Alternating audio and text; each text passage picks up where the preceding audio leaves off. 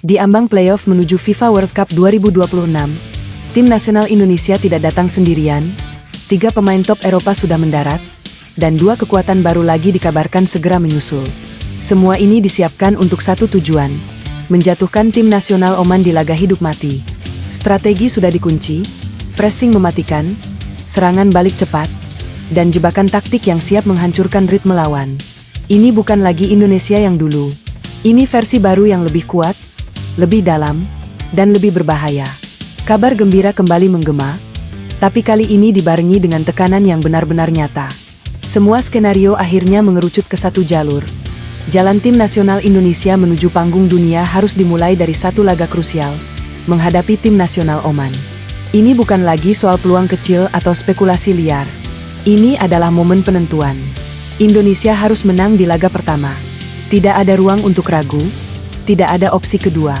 Kemenangan atas Oman bukan hanya soal 3 poin, tapi soal membuka pintu menuju langkah berikutnya. Jika itu tercapai, maka Garuda akan melangkah ke pertandingan kedua dengan kepercayaan diri penuh, menghadapi tim nasional Uni Emirat Arab dalam laga yang bisa menjadi penutup sempurna perjalanan ini. Bayangkan situasinya. Menang atas Oman, lalu hanya butuh hasil imbang melawan UEA untuk menjaga peluang tetap hidup. Tapi jika tersandung di awal, semuanya berubah. Laga melawan UEA akan jadi pertarungan tanpa ampun, hidup atau mati dalam satu pertandingan. Di balik semua itu, persiapan terus dimatangkan. Intensitas latihan meningkat, strategi diperhalus, dan mental pemain benar-benar ditempa. Ini bukan sekadar pertandingan biasa. Ini adalah ujian terbesar yang pernah dihadapi dalam perjalanan modern timnas. Dan ketika peluit pertama nanti berbunyi, semua cerita, semua rumor, semua perdebatan akan berhenti. Yang tersisa hanya satu hal, siapa yang benar-benar siap berdiri dan mengambil kesempatan itu. Jika Indonesia mampu melewati 2 laga ini, maka bukan hanya tiket yang diraih. Ini akan menjadi bukti bahwa Garuda tidak lagi sekadar bermimpi, tapi sudah siap menantang dunia. Dan di tengah tekanan yang makin menggila itu, satu hal justru bikin Asia mulai berbisik. Strategi John Hartman benar-benar di luar dugaan. Bukan sekadar taktik biasa. Ini pendekatan yang disebut-sebut bisa mengubah cara tim nasional Indonesia bermain secara drastis. Hartman tidak ingin Indonesia hanya bertahan dan menunggu. Ia menyiapkan skema yang berani, pressing terarah, transisi cepat, jebakan taktik di lini tengah. Yang paling mengejutkan, Indonesia disebut akan memainkan high press di momen tertentu, bukan sepanjang laga. Artinya, Garuda akan terlihat tenang, lalu tiba-tiba meledak menekan lawan secara agresif di saat yang tidak terduga. Inilah yang disebut mulai membuat tim-tim Asia waspada. Karena melawan tim nasional Oman, Hartman tidak hanya fokus bertahan. Ia justru ingin memancing Oman keluar dari zona nyaman, lalu menghantam lewat serangan cepat dari sayap. Dan bukan cuma itu, ada bocoran bahwa Hartman menyiapkan rotasi posisi dinamis di lini depan. Penyerang bisa turun jadi gelandang, winger bisa masuk ke tengah. Ini membuat pertahanan lawan sulit membaca pergerakan. Strategi ini sederhana di atas kertas, tapi mematikan jika dijalankan dengan disiplin. Sementara menghadapi tim nasional Uni Emirat Arab, pendekatannya sedikit berbeda. Hartman disebut akan bermain lebih sabar, lebih rapat, lalu memanfaatkan bola mati sebagai senjata utama. Ini yang bikin pengamat mulai bilang, Indonesia bukan lagi tim yang mudah ditebak. Dan disitulah letak bahayanya. Karena tim yang sulit dibaca adalah tim yang paling sulit dikalahkan. Sekarang bayangkan, Oman datang dengan taktik rapi, tapi dipancing keluar. UEA datang dengan fisik kuat, tapi dihadapi dengan disiplin dan kesabaran. Dan di tengah semua itu, Indonesia bermain dengan strategi yang fleksibel, berubah sesuai situasi. Jika semua ini berjalan sesuai rencana, maka bukan cuma hasil yang bisa berubah, tapi juga cara dunia memandang sepak bola Indonesia.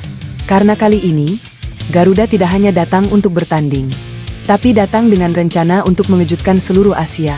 Dan di tengah persiapan yang makin intens itu, keputusan berikutnya langsung mengguncang.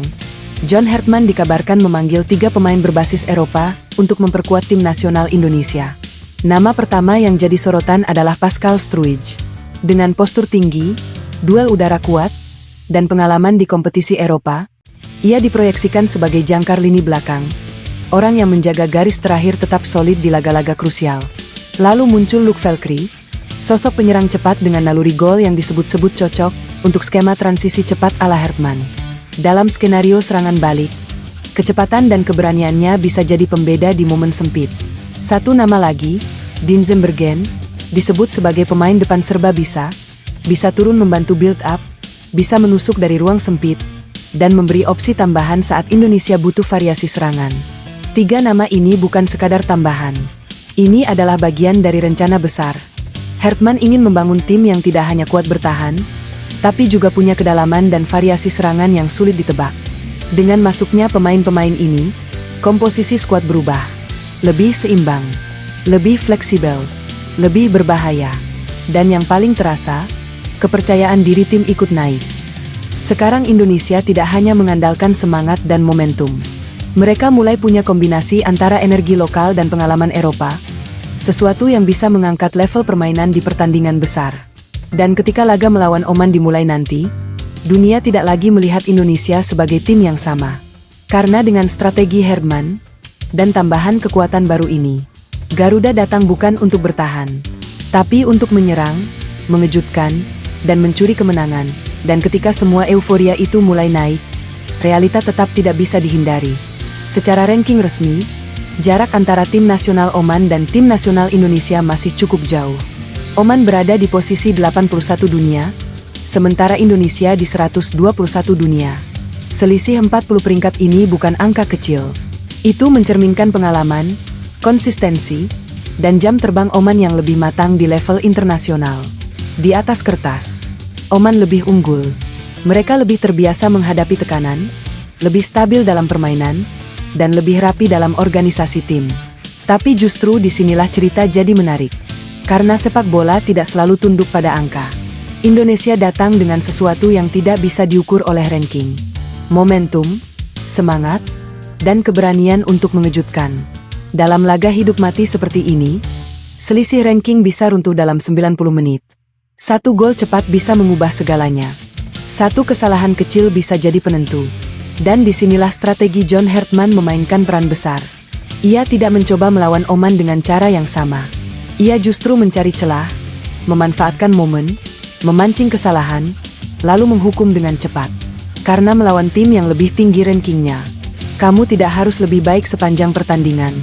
Kamu hanya harus lebih efektif di momen yang tepat. Dan jika Indonesia berhasil melakukan itu, maka selisih 40 peringkat itu akan terasa tidak berarti. Karena pada akhirnya, bukan ranking yang menentukan siapa menang, tapi siapa yang paling siap mengambil kesempatan. Dan ketika perhatian publik masih tertuju pada perbedaan ranking itu, langkah berikutnya justru makin mengejutkan. Di balik layar, SSI bersama John Hertman disebut tengah menyiapkan 2 tambahan pemain naturalisasi yang akan dipanggil dalam waktu sangat dekat. Bukan pemain biasa. Satu nama dikaitkan sebagai pemain top Eropa, sosok yang sudah terbiasa bermain di level kompetisi tinggi, punya pengalaman menghadapi tekanan besar, dan bisa langsung memberi dampak instan ke dalam tim. Kehadirannya diprediksi akan menambah kualitas di sektor krusial, baik di lini belakang maupun tengah. Sementara satu nama lainnya datang dari jalur berbeda, pemain keturunan Jepang yang disebut memiliki disiplin taktik, kecepatan, dan etos kerja tinggi khas sepak bola Jepang. Profil seperti ini sangat cocok dengan skema permainan cepat dan dinamis yang sedang dibangun. 2 tambahan ini bukan sekadar pelengkap. Ini adalah bagian dari rencana untuk menyempurnakan komposisi tim di saat paling menentukan. Dengan kombinasi pemain lokal, naturalisasi Eropa, dan darah Asia yang disiplin, tim nasional Indonesia mulai membentuk identitas baru. Tim yang kuat, fleksibel, dan sulit ditebak. Dan yang bikin situasi makin panas, tim lawan mulai sadar bahwa Indonesia bukan lagi underdog biasa.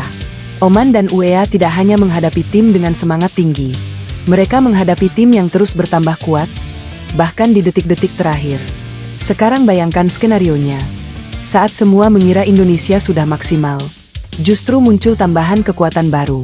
Dan jika 2 pemain ini benar-benar bergabung tepat waktu, maka saat peluit pertama berbunyi nanti, yang berdiri di lapangan bukan lagi Indonesia yang lama, tapi versi baru yang lebih siap, lebih lengkap, dan lebih berbahaya. Dan di titik itu, cerita ini bukan lagi soal mengejar mimpi, tapi soal seberapa jauh Indonesia bisa mengejutkan dunia.